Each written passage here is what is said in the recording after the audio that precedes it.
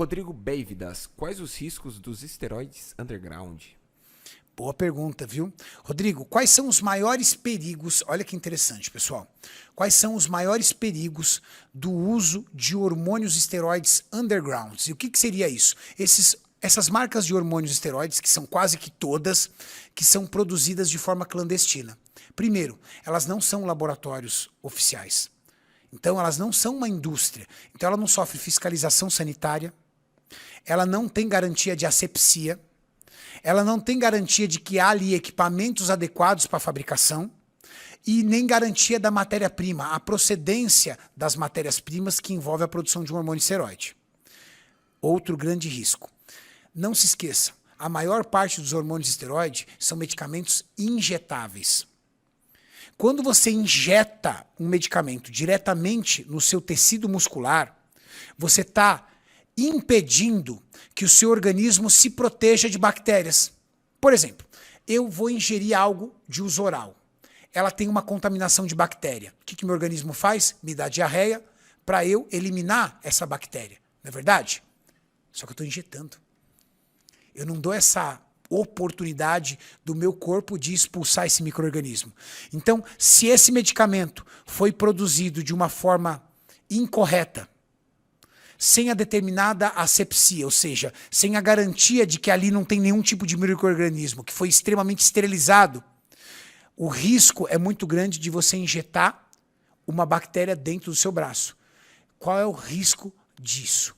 Primeiro, você criar ali um abscesso, que é quando você tem um inchaço, um edema gigante, formação de pus, porque tem bactéria ali. E aí você vai ter que drenar esse abscesso, tomar antibiótico para combater essa bactéria. Esse é o risco mais simples. Um degrau a mais, necrose. Quando a bactéria começa a destruir tecidos e a matar tecidos ali. E aí você corre o risco de ter que abrir, raspar, tirar tecido para poder fazer com que você não tenha o terceiro e maior risco, que é a sepsia. Que é quando você tem uma contaminação geral do seu corpo promovida por essa bactéria que cai na corrente sanguínea e se espalha por outros órgãos. Esse risco é muito grande e muito iminente.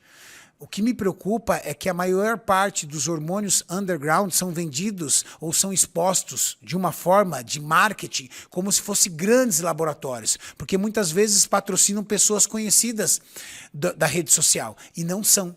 São feitas, às vezes, no fundo de quintal, na casa, em cozinhas industriais, em cozinhas convencionais, sem o menor tipo de conhecimento. A pessoa que está operando aquilo ali, ela não tem o mínimo de conhecimento sobre asepsia, sobre esterilização, sobre nada disso. Então, esse é o maior risco do uso do hormônio underground. Renato, existem outros riscos? Claro que existe. Existem muitos outros. Por exemplo, você comprar uma Primobolan, que é um hormônio derivado do DHT, que é um hormônio extremamente caro, um dos mais caros do mundo, e no lugar da Primobolan, o cara colocar propionato de testosterona, que é um dos hormônios mais baratos. O que vai acontecer com você, menina, por exemplo? Em vez de tomar um hormônio DHT, você está tomando uma testosterona e tem efeitos colaterais severos. Virilização, por exemplo. Ou o homem comprar um hormônio e tomar outro hormônio.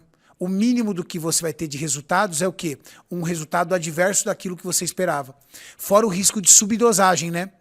Já que ele não tem nenhum tipo de controle sanitário, já que ele não tem nenhum tipo de controle de qualidade, quem garante que a concentração que está ali é a concentração adequada?